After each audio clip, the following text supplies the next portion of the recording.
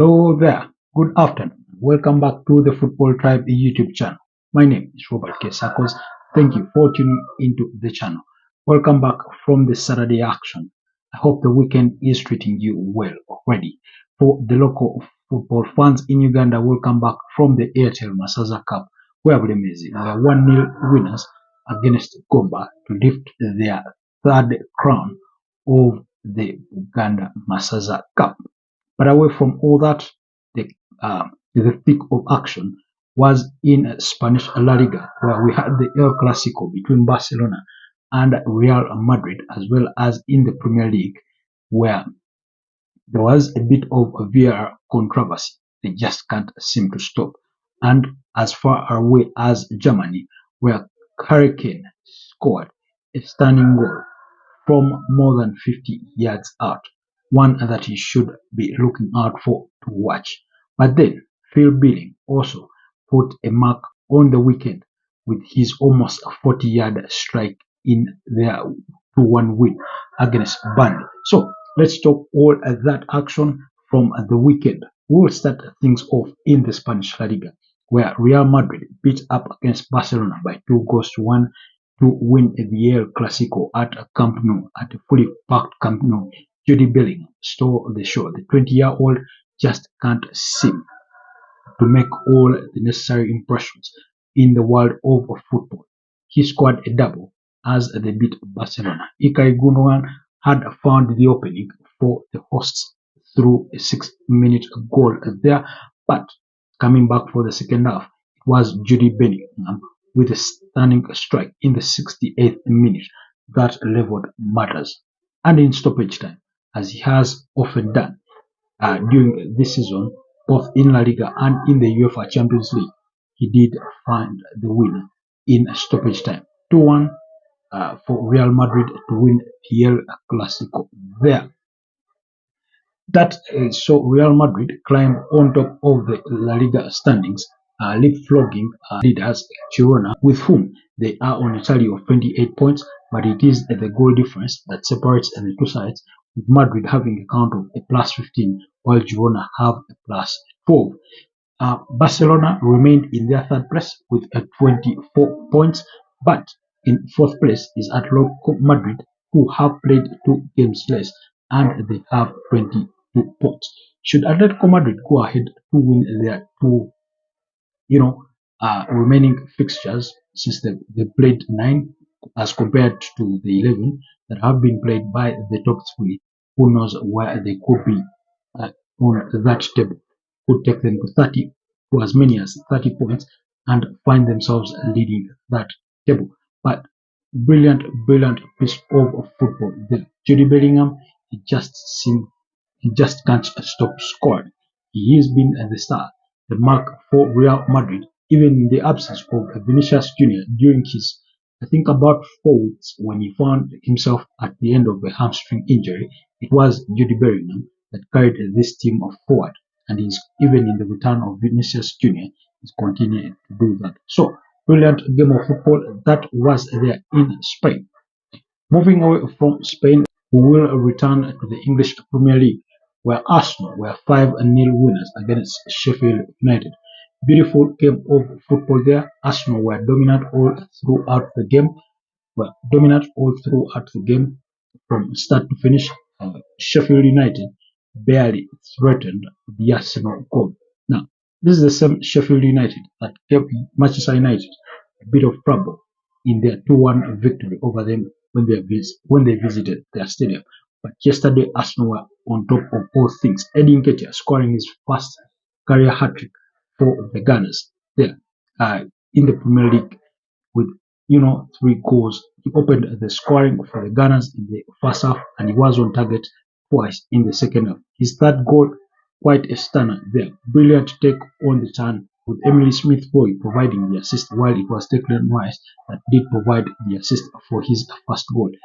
Both 2 brilliant goals, so he didn't mark his first hat-trick in the Premier League in quite a spectacular style. So Arsenal 5-0 winners there. The other 2 on target was Pablo Vieira from the penalty spot. He had been fouled in the area there, before VAR reviewed the incident and awarded him a penalty that he calmly took to make it 4-0. And then later on, Takehiro Tomiyasu, the second half substitute, there also scored to make it 5-0. An emphatic win for the title contenders there in Arsenal that moved to second place with 24 points on their tally, behind Tottenham, who lead the pack at 26 points. Remember, Tottenham were 2-1 winners on Friday night against Crystal Palace, Joel Ward scoring an own goal in that one, as well as Son Heung-min, or the other on target for Spurs, while Jordan Ayew picked the consolation for Roy Hodgson's side. So that was the action there. And then moving forward, earlier on, Chelsea found themselves at the end of another defeat as they lost at home by 2-0 against Brentford. Now, Brentford, until they beat up against Burnley by 3-0 in the previous weekend, they had been a bit struggling in their performances, but they did stand Chelsea. Now, I must say, Chelsea dominated the proceedings in the opening half of the game, and Mark Flecken, the Brentford goalkeeper, found himself at the end of a couple of cells, including Madueke, who struck the woodwork there in the first half, but it was never meant to be. Chelsea could just not find the back of the net. And in the second half, it was Ethan Pinnock that broke the deadlock with a brilliant header there. Brian Mbuemo providing the assist, brilliant cross he floated in that area, and Chelsea failed to clear their lines, so they found themselves conceding. Robert Sanchez made a couple of saves as well, because the scoreline could have been more than two, but there is a brilliant save he made there in the counter. And then as the game wore on, he thought again that he could salvage a point for Chelsea, and he did go forward in stoppage time for a corner that they lost. And then Chelsea found themselves at the end of another counter-attack that ended with Brian Mbuemo scoring the second goal of the evening. So 2-0 it finished for Thomas Frank's side, while Chelsea were losing there. Mauricio Pochettino, who had, shared the spoils in the previous weekend with Arsenal with brilliant performance, couldn't, motivate his side to pick up all 3 points or even a draw in this one. The other fixture saw Bournemouth pick their first win of the season as they beat Burnley by 2-1 in a game that was filled with VAR controversy. It could have ended 2-2, but Burnley had their equalizer cancelled for what was deemed to be an offside. Very, very questionable, similar to the incident that was in the game of Liverpool and Tottenham. Burnley did open the scoring there through Charlie Taylor, but Menu did find the equalizer for Bournemouth, while Phil Billing scored a stunner from about 40 yards there. Incredible strike that he did score to make it 2-1 for Andoni Iraola's side. So they managed to beat Burnley by 2-1 to pick their first victory of the season. The only team now that is yet to win a game of football in the Premier League this season is Sheffield United. They only have 1 point and find themselves at the bottom of the Premier League table. Now, things are not looking good for manager Vincent Kompany, because he's losing way too many games. Now, they were very unlucky on this one because they also had an appeal for a handball later on in the game, but VAR didn't review the incident and it went on unchecked. So they will feel hard done by that their goal was cancelled and then a penalty not awarded, but Bournemouth will just brace themselves and be glad with all the 3 points there.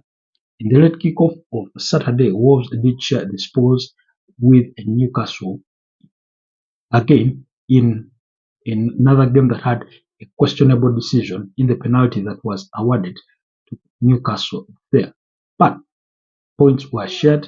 2-2 it finished, with Callum Wilson scoring the brace there for the Magpies, while Wolves had Mario Lemina and Wang Hee-chan on target for Gary O'Neill's side.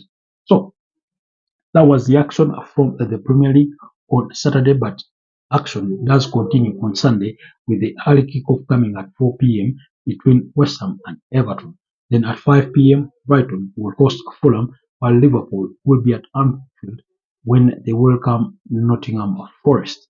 And then will come the Manchester Derby at 6:30 p.m. when Manchester United host Manchester City at Old Trafford. Now, Manchester City have not won a game at Old Trafford since the 2021 season when they won by 2 goals to nil there. So, we are looking forward to that game. We hope it will be a very entertaining game. But that's it from the world of football, especially in the Premier League and matters from El Clasico. There as things transpired in the weekend. So that's it. That's what I had for you today. Stay locked on the channel. I will be looking at all the weekend action as it continues throughout and going into next week, where some of your teams will be returning to action the midweek for the Carabao Cup in England. Manchester United do host Newcastle, while Arsenal will be away to West Ham. Chelsea to play Blackburn. So interesting games of football that will be coming your way among others. So thank you for watching and I'll see you next time. Stay blessed.